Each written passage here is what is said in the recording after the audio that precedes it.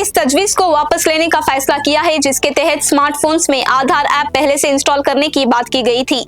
यह फैसला industry stake holders से मुशावरत के बाद किया गया। हुकाम के मुताबिक वज़रात इत्तलाती टेक्नोलॉजी इस बात के हक में नहीं थी कि इस ऐप की प्री इंस्टॉलेशन को लाजमी करार दिया जाए और ये मौक़िफ़ इलेक्ट्रॉनिक्स मैन्युफैक्चरर्स के साथ बातचीत के बाद सामने आया। ये तजवीज असल में जनवरी में UIDAI की जानिब से पेश की गई थी, जिसमें कहा गया था कि भारत में फरोख्त होने वाले स्मार्टफोन्स में बायोमेट्रिक शनाख्ती आधार ऐप को शामिल किया जाए। ताहम इस तजवीज को वापस लेने की कोई बाज़ाब्ता वजह नहीं बताई गई।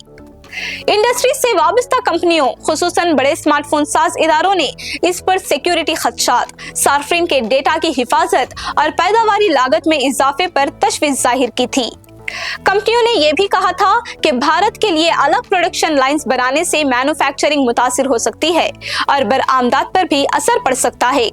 रिपोर्ट्स के मुताबिक आलमी कंपनियों ने प्राइवेसी और सिक्योरिटी से मुताल्लिक़ खदशात जाहिर किए थे, खासतौर पर आधार से मुताल्लिक़ माजी में सामने आने वाले डेटा लीक के इल्जामात के तनाजुर में, जिनमें लाखों सार्फिन का डेटा मुतासिर होने की बात की गई थी।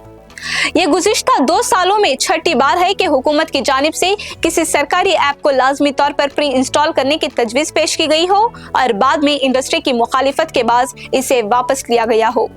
इससे पहले दिसंबर में भी संचार साथी नामी साइबर सिक्योरिटी ऐप को पहले से इंस्टॉल करने की हिदायत दी गई थी, जिसे सिक्योरिटी खदशात पर होने वाले एहतजाज के बाद वापस ले लिया गया था।